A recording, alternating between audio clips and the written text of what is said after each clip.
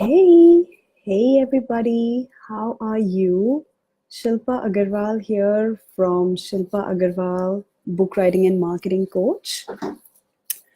Today is our first online member education sessions, and it's absolutely my honor to kick it off.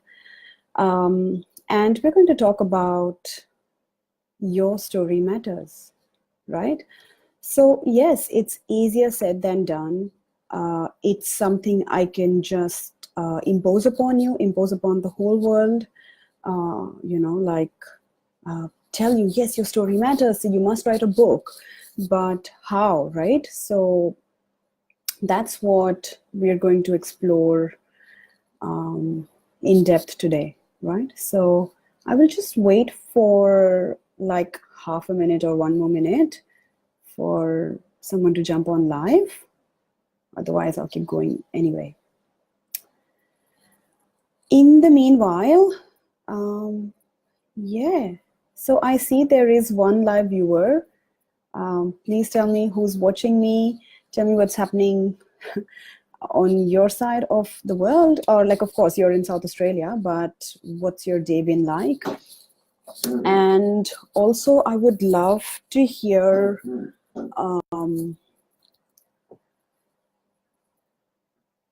like what your story has been all about, and what are the top obstacles that you are facing in sharing your story? Like, why have you not been able to present your authentic self, your real self, your imperfections to the world? Not not in a patchy way, but in a cohesive way, in a way that feels almost organic and natural, and your audience receives your story just as a part of you, and it's not like, it doesn't come across like a desperate attempt to prove like, hey, I am being authentic, or here I'm being vulnerable, here's my darkest secret. That's not what we want to do, right?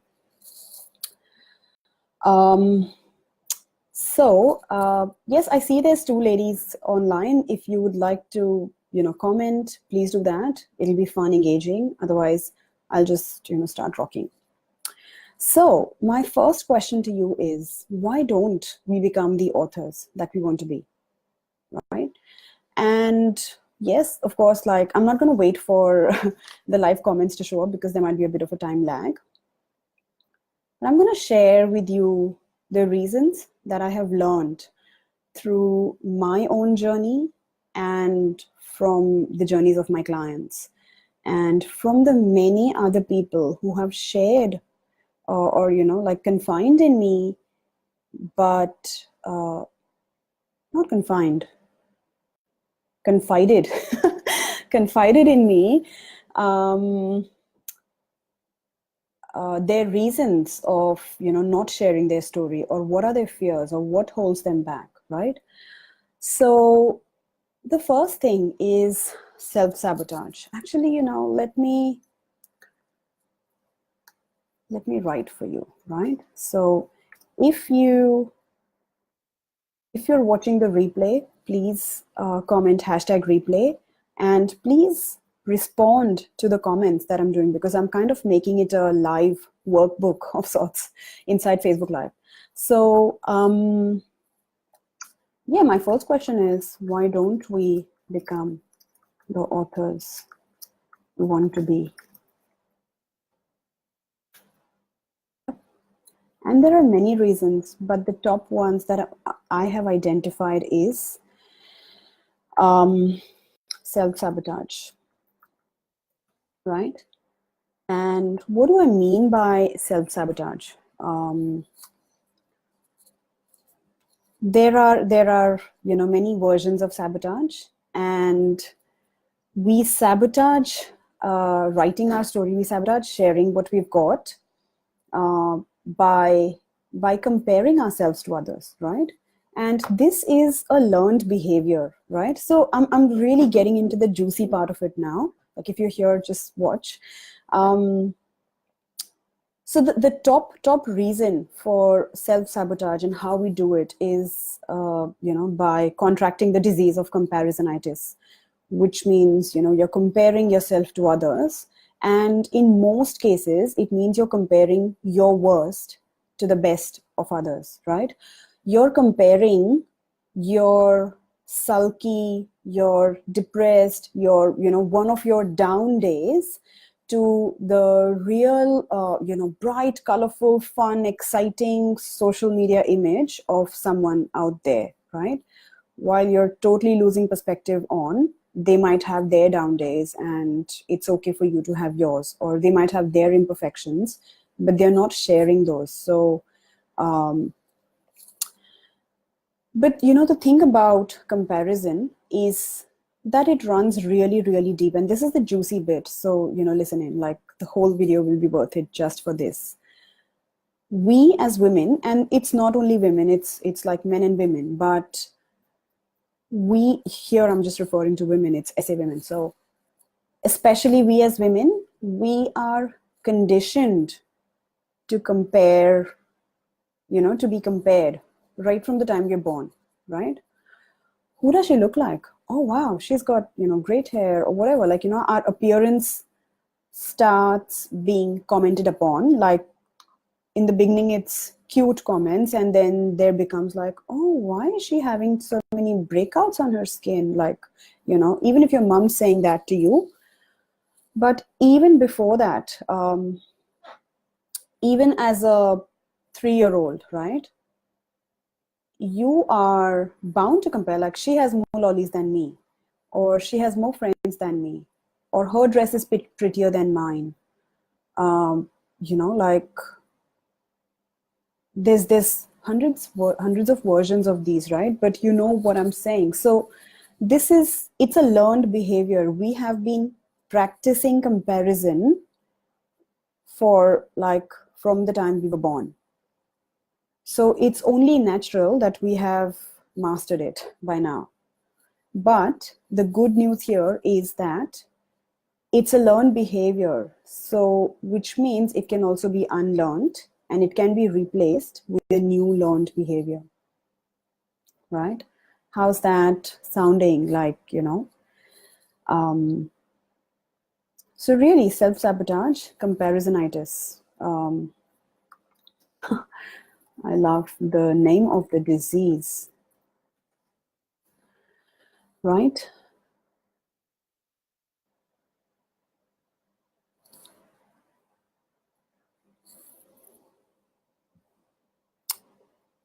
Then the next thing is, all playing with all the fears and, the playing up of all the fears. And we have so many, countless types of fears. The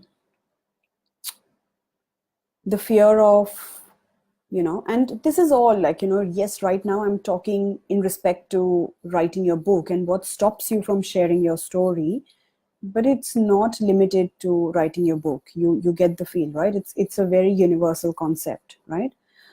And so I'm referring to some fears specifically about your book and your story, fear of not being received well, or fear of being received too well, fear of failure, fear of success. Oh my God, if I succeed, if like people really love it, then I'll really have to step up.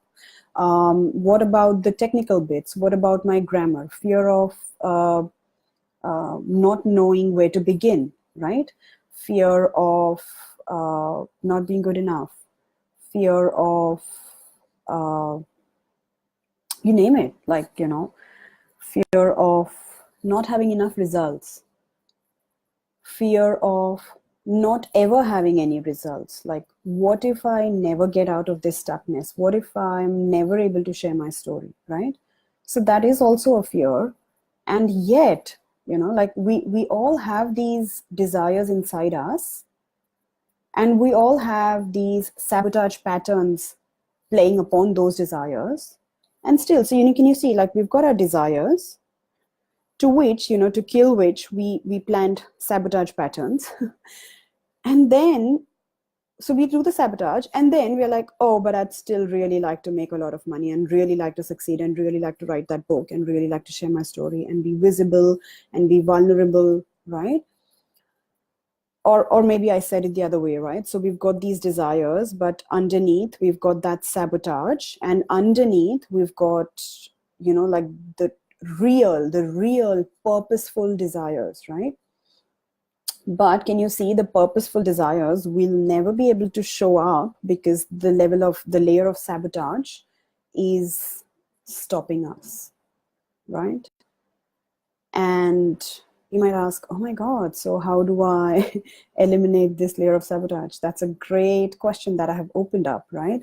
I had not imagined I'm going there today. I did plan I did plan my talk, but I'm just going with the flow. So that's about, that's just touching upon the surface of, the mindset work that needs to be done. Just bear with me, the lighting is a bit. The mindset work that needs to be done,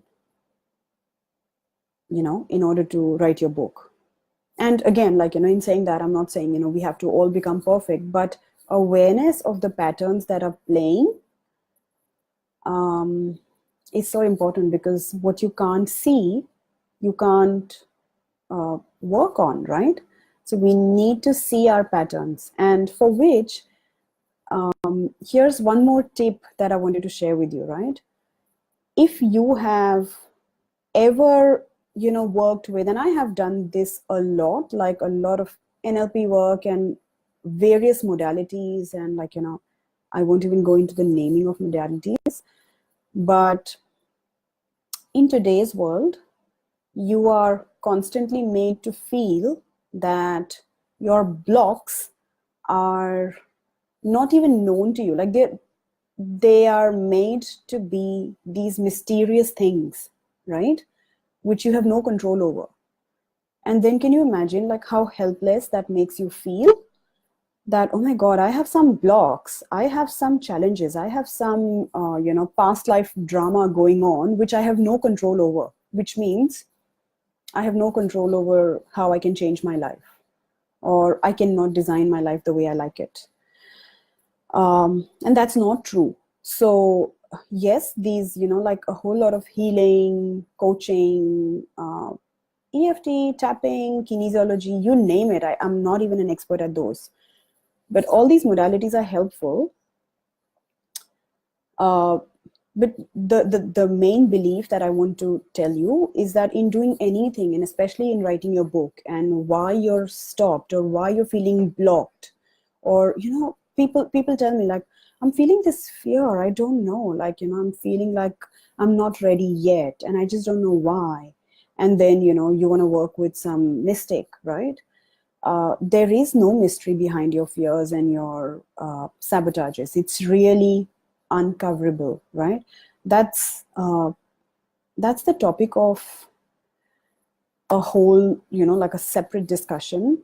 And I'm thinking I would, I'll see if I can take another slot and do the whatever next online member session when it's available. But basically, just remember, and let me share with you some simple hacks to uncover your sabotages in your patterns, right? Just ask yourself, I think journaling works like magic, and it just gives you so much clarity, Just having a clear prompt, to start with, to journal about, is really helpful, as well as is stream of consciousness. But both have their own roles. So I would suggest one activity that you can do today straight away is ask yourself, what are all the things that I'm afraid of, right? What are all the things that I'm afraid of, right? And in the beginning, it's going to be talking about, you'll be writing about your surface things, like I'm afraid that my launch won't go well, I'm afraid I won't sell enough seats, I'm afraid my landing page won't be perfect, I'm afraid my sales copy is bad, I'm afraid no one will take up my offer, all those things, right? I'm afraid I'll never finish my book. I'm afraid I'll never write a book. I'm afraid I don't have a story, or afraid I'll die without sharing my story. But this is then going to the depth of things, right? This is then going to, just bear with me. This is then peeling some superficial layers and, giving you access to the inside fears. And really, like, this activity alone is good enough, or coming to enoughness. This activity alone is good enough to uncover all your drama patterns, all your sabotage patterns, all your fear patterns, right? As well as staying aware and taking note of, your emotions, what's happening to you in life. For example, when you're really feeling pumped and motivated to say, like, okay, I'm going to write my first chapter. I'm just going to get started. I'm going to open my laptop and then, whatever. And then you open your laptop and then you find that there's all types of, what can I say, distractions coming up. Like, oh, there's urgent client work, or there's, and then before you know, there's a session booked. So you started doing this at 12 o'clock and then you see, oh no, 12:30, I have an appointment. I'll start it after the appointment, right? Or then your kids come back from school, or you think, oh my God, I'm feeling tempted to write by hand. There is one comment, I'm not able to see it.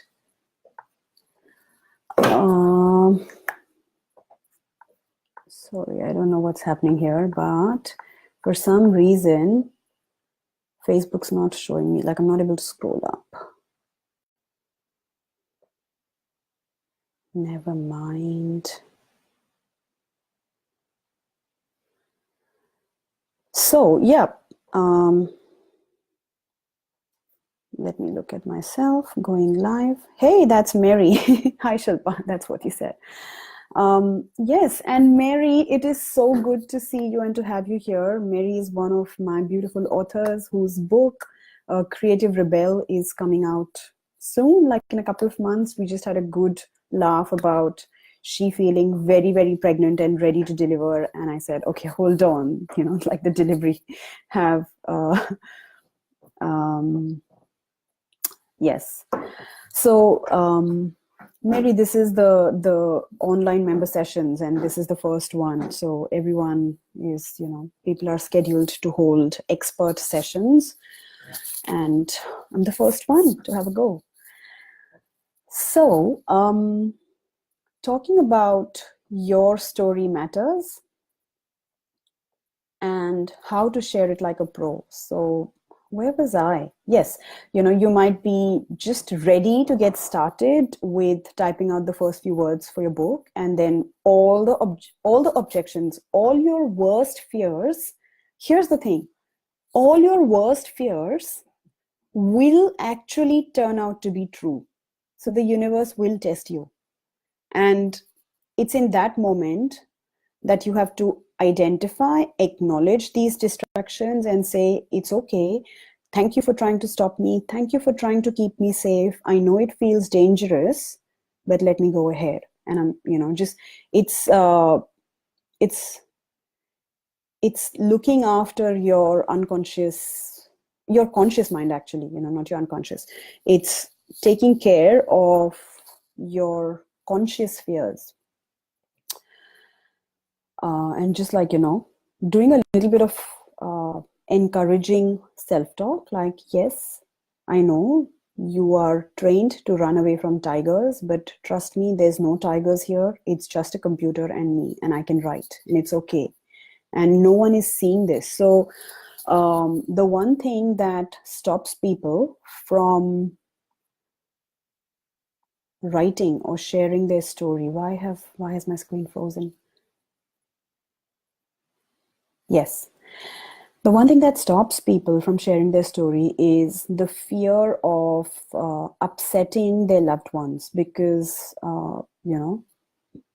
and that's, to a large extent my fear as well, because in my life, in my personal life, there are a lot of stories which I'd like to share, but then sharing those stories involves bringing other characters, some from my family, some from my friends circle. And I don't feel I am authorized to talk about them or to present them or to say anything that puts them in bad light. But here's the thing that I heard, Elizabeth Gilbert share once in her own way, and I'm doing it in my way. But the thing is, there's two kinds of books you write. The one you write, and the one you publish. But the thing is, the one you publish will never happen until you write the book that you write. What I mean by that is, you can write a book, and by the time you've kind of finished writing the book, it gives you time to process and to heal and bring closure to the events, and also almost like use the whole writing journey as a cathartic process. What was I saying? Just lost my train of thought. Yeah, you can write a book, and by the time you come to the phase where you've finished the so-called manuscript, or you feel like, okay, now I can tie things together and really put it out there and publish this. So when you're ready to get published, until then you still have the power to choose, like, what do you keep and what do you remove. And this is exactly what happened in one of my very beautiful authors as well. I think she's in the community, Stephanie Altis. Her book was about her experiences with PTSD, and her book is called My Faded Uniform. So Steph and I had a very unique method of finishing her book. Like, every time she started writing her book, she would get stuck up, and PTSD would show up in the form of dark visions and nightmares, and she would be really disturbed and really unsettled, which means it affected her performance at work. It's really, really important that she stay alert and aware at her work, because she's into this life-saving profession. She's an AMBO, emergency ambulance officer. So, she can't be like half present and affected by her trauma when she's at work. As a result of which, what I did is I actually offered to interview her. So we actually mapped out, we structured the whole talk points, the whole storyline, very, very bulleted. We did that work together. And then we got on a lot of Zoom interviews back to back. So we did like 3 chapter interviews in one go, and then another 2, and then another 3, and then sometimes 2, sometimes 1.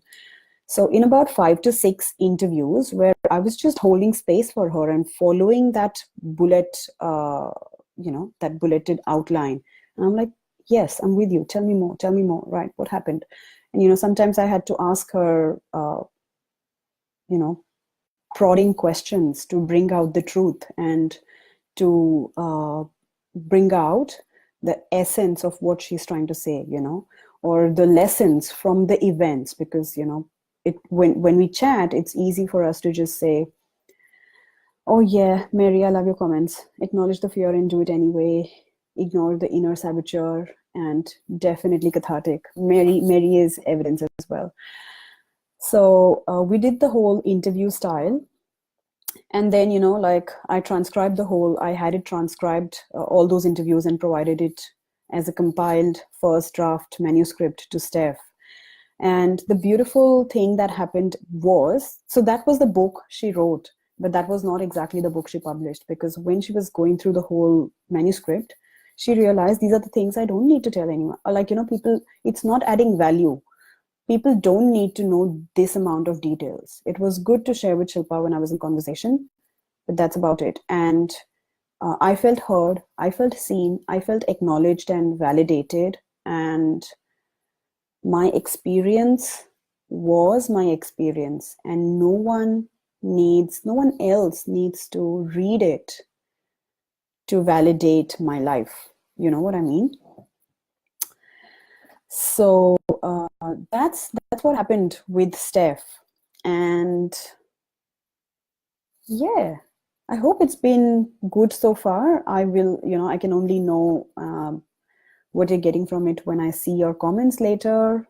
Catch up this video in the replay. I was going to talk a lot about doing, but really, sharing your story is not so much about doing or writing. Yes, that is a significant part of the process. Like, get over your dramas, get over your fear, get over your obstacles. Just commit to the process, commit to a discipline, and write. And it will be done. Like, your book is no rocket science, So yes, while I can talk about the rituals and the tips and the tricks and the hacks, I think this is the conversation that's really, really important and needs to be had. I would love to hear from you when you watch it, guys, girls, ladies. So let me give you a little bit of a helicopter. So there's two things that are coming to me right now, how I can make this experience more complete for you. The one thing is, I want to share with you my story, my wake-up call. And the other thing is, in wrapping up, I will share with you my 4-step pathway, or blueprint, or whatever you'd like to call it, the 4 pillars, right?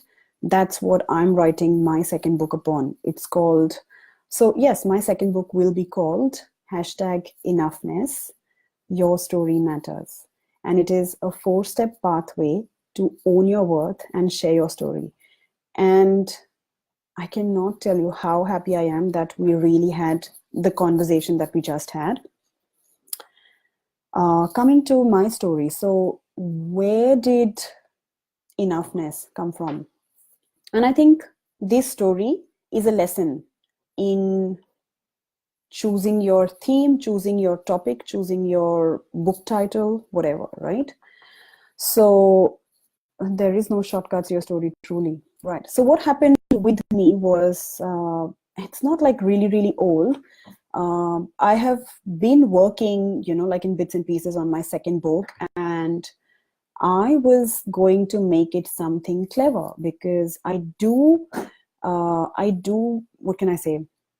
My work is all about helping people share their story, but also become authorities in their work, like, position themselves as the number one, as the go-to authority, and really write great quality books, and that is believe that what they have to share and their story adds great value.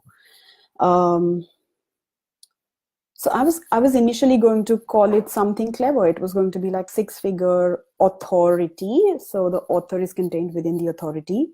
And that's one more thing. It's no coincidence that the word authority contains the word author, right? If you look at the dictionary, that's the origin. Anyone who has written a paper, published a paper, has published written work, it's sealed, like it's something you cannot, what can I say, delete or eliminate or disregard, right? That's what makes you the authority. Just some weird lighting, but bear with me. So 6-figure authority, it was going to be called. And then like just 2 months ago, I had this, like a very, very weird urge to go on a run. And mind you, I'm not even a walker. Like, so forget being a runner. And I had this very, very specific urge to go for a run. And I'm like, I don't know why, what's happened to me. Anyway, so I ignored it. It was in the morning, and I just told my husband, you know what, I feel like going for a run, but I will do it when our daughter's back from daycare, because, so the unspoken words and the unconscious beliefs were that how can I waste time, being away from business when my daughter's at daycare? Because she's at daycare, I better make the best use of every fraction of a millisecond, right? That's how much pressure we put on ourselves, especially as mothers.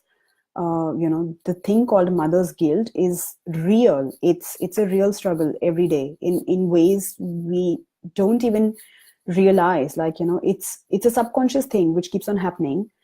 And unless something, unless another inner voice of yours, like really overpowers it, and then you're able to quieten the inner voice to notice, oh my God, that was the conversation going on all along. So that afternoon, when I was supposed to go for a walk after my daughter came back, she came back from, her daycare, and she directly popped off to sleep. She wanted to have a nap. So I never went for the run. But then the next morning, I came to my office, and, like, I've been having real early starts these days. So I came to my office around 8:30. And for the next 2 hours, or at least 90 minutes, I was so paralyzed. I could not decide from amongst like 3 or 4 very tempting choices. I was like, you know what should I do now? I think I must jump straight into Facebook group marketing. Let me just do my group postings.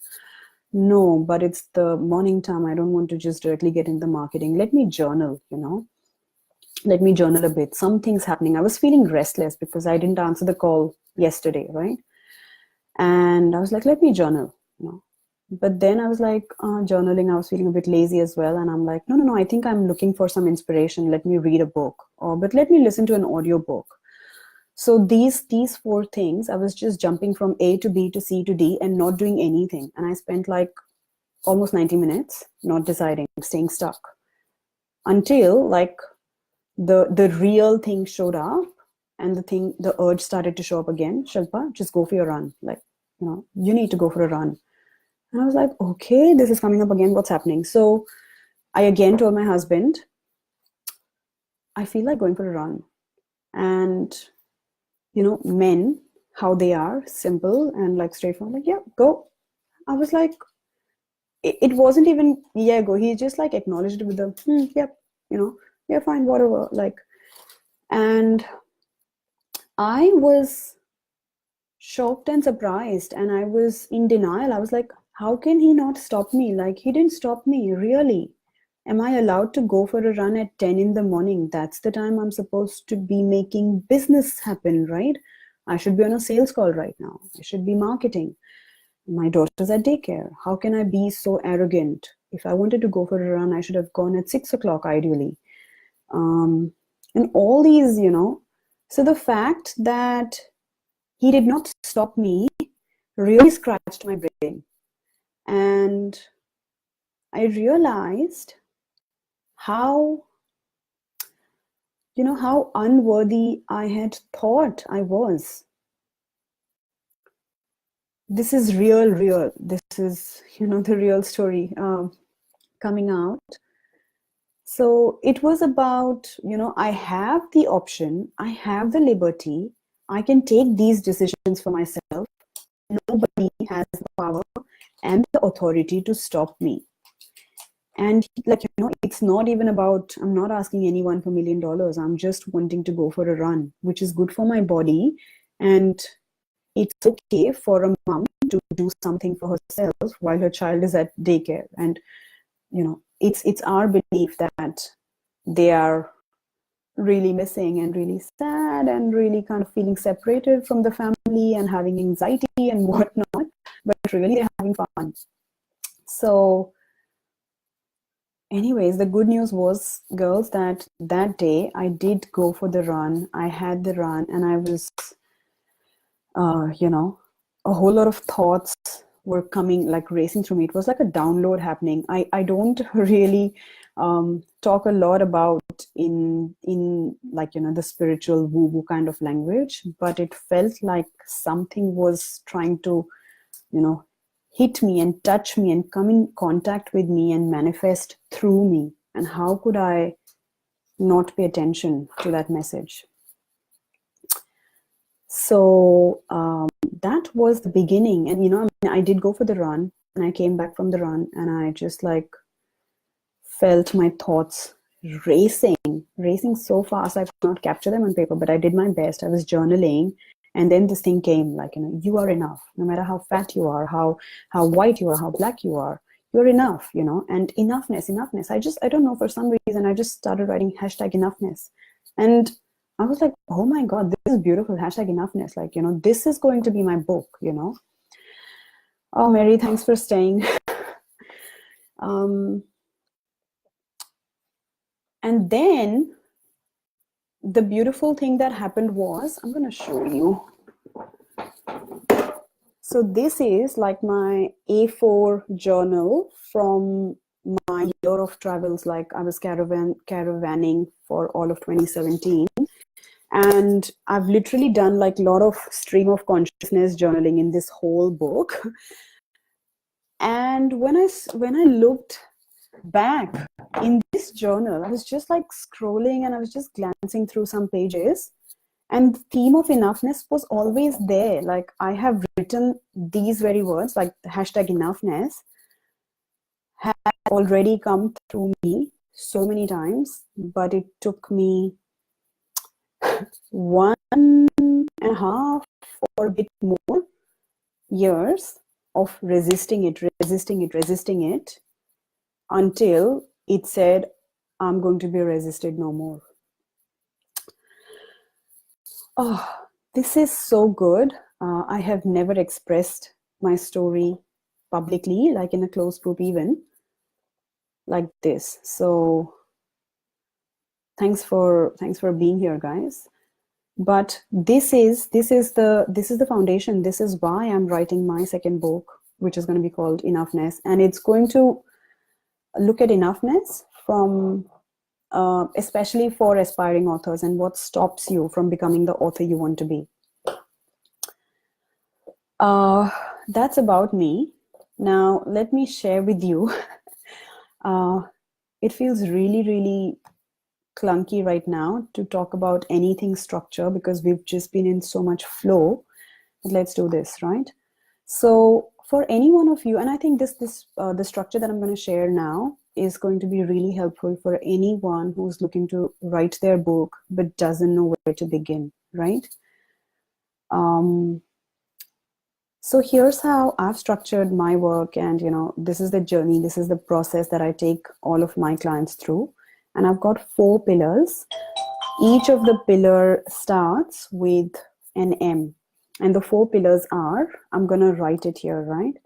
So the 4 pillars are, okay. My husband just wants to pass from behind, so he can whenever he wants to. I'm not going to rush the live for that. Message, motto, mission, and miracles, right? The cool thing is, oh my God, Kali and I, we've been cooking up a workshop together. I'm going to be hosting a workshop in Kali's newest space in her office on the 12th of June. We are just about to put together an Eventbrite and a Facebook event, which you will have the opportunity to come and attend. It's going to be super juicy, super in-depth. It's going to be like 4-ish hours of us doing like workshopping your book together. I can't even wait. And this is the model that we're going to kind of explore in greater depth over there. So the first pillar, very, very briefly, is the message, and I'm going to just answer the top question about all these 4 pillars, right? I hear and I see and I get asked all the time. People ask me, hey, Shilpa, there's so many books, there's so many ideas in my mind. I'm a multi-enthusiast or whatever, like, there's so many names these days. I'm a multi-passionate entrepreneur, whatever. I don't know which one to write first. I don't know which book to write first. And to that, my real simple answer is write the one that you most care about. So if you're into health and fitness and you're into whatever creative crafts for kids, and you're into chemical-free cleaning, or, a chemical-free, eco-friendly lifestyle. And you also have, this is like a real example, from one of the ladies, and you are into, constantly finding ways and healthy recipes that support, or, that go well with your autoimmune disorder, right? And this has been the biggest trauma of your life, like finding gluten-free recipes, but still being able to enjoy like all the tastes and not feel like you're missing out on life just because you realize that you've got a massive, it's not just a gluten allergy, but it's really triggering your autoimmune disorder, right? There's like something real massive happening there. It's a no-brainer. Like, when this lady was telling me her like whatever multiple interests, she got teary-eyed, like her eyes were welling up and she was really emotional. She was choking. She could not finish her sentence and she had to take a breath, when she was talking about the autoimmune disorder. It's a no-brainer that she needs to write about that first. Write about her story and how she gets judged for, certain patterns of her behavior at work, how she struggles in her day-to-day living, how she struggles with stamina, how she fears judgment from people, all that. So that's about your message. About the model. So, this is very meta. I'm teaching you the model through the model. So what you see in the comment right there, the message, model, mission, miracles, this is my model, right? And if I were to take on an author on board and say, hey, you know what, come, let's write a book together, and there are like 127 things we have to do together, right? It would totally freak them out and they're going to totally kind of change their mind about writing the book, or it's going to be a very, very painful journey. But when I tell them, like, this is literally my first, and Mary is, she'll vouch for this. So this is the whole structure that I teach in my book coaching, right? That we need to get really clear on your message, on your central idea, and then identify a model through which you're going to convey your message, you're going to communicate. A model, which is how are you going to break down your chapters? And just use simple geometry. I've got some like beautiful advanced models as well. But you can just use simple geometry like a triangle and just say like, okay, there are 3 key points to my message.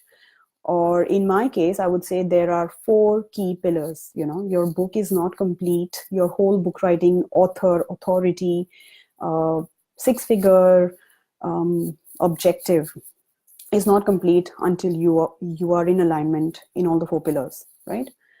So a model is basically nothing but categorizing and breaking down a huge chunk of information, like a vague piece of information, into like specific bits. So it helps your reader to consume it easily and then file it in their heads with ease and comfort, right? So that is the model. The third step is the mission. And what can I say about the mission? Let me give you an example. So there was this lady, I was actually invited to do a guest, like an expert guest masterclass for one of the ladies, one of my friends who runs a mastermind. And,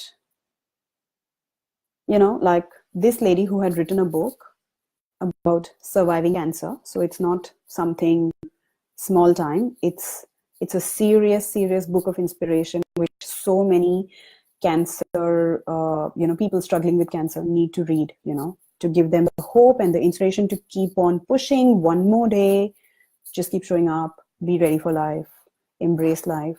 They need to hear that, right? So this lady wrote a book and she had not talked about it at all.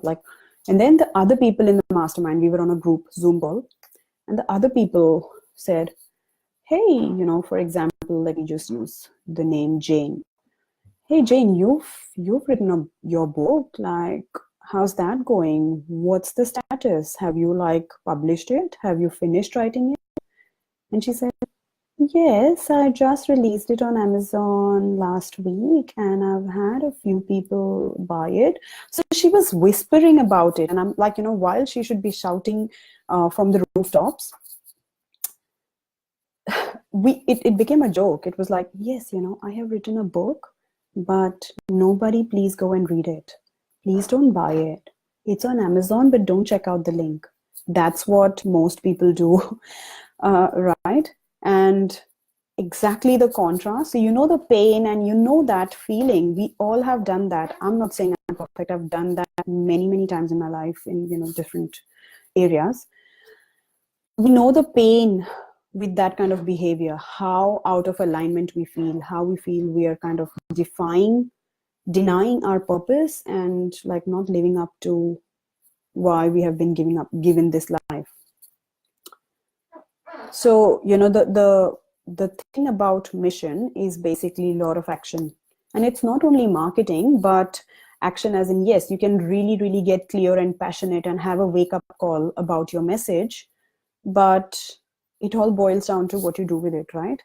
Are you putting a discipline together to write, say, 500 words a day or 1,000 words a day, or lock yourself in a room during the weekend, like one day per week, and just like crank out 5,000 words or whatever?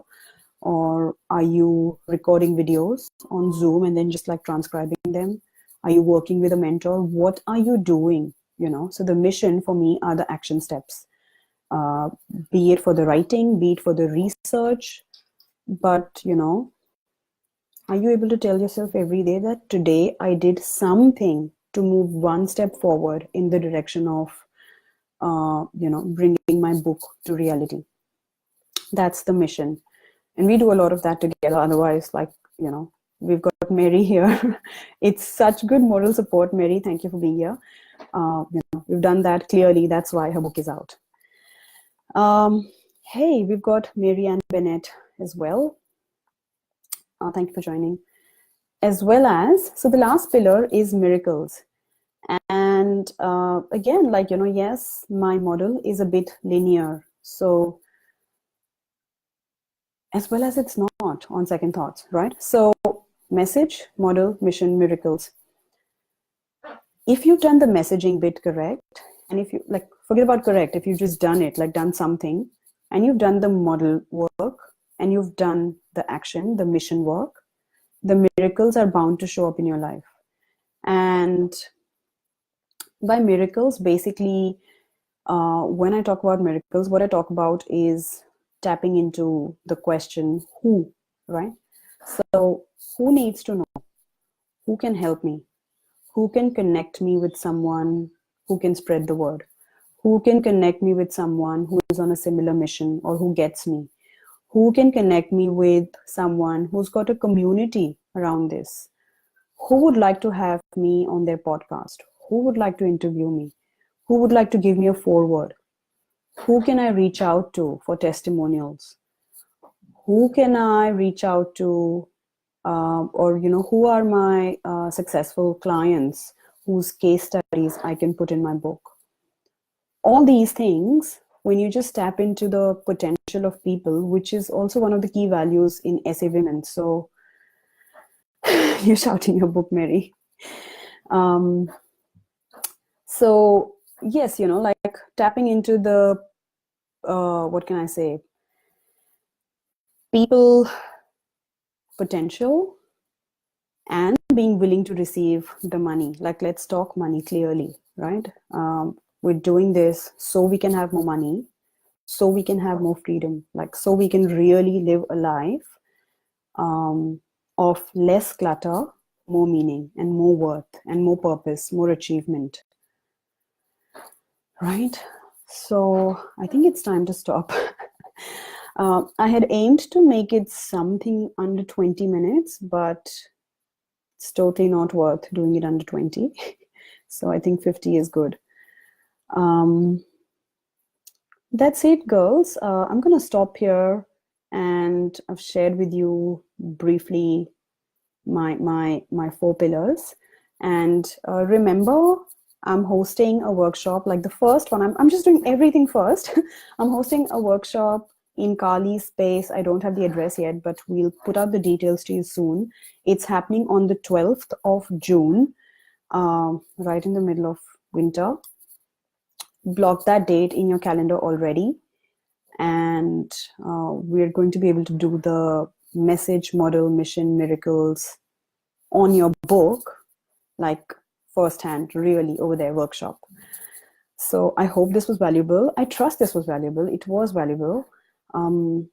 I look forward for you to catch up with the replay, and please post in your comments your stories, what resonates with you, and any questions you have, I will be happy to answer, right?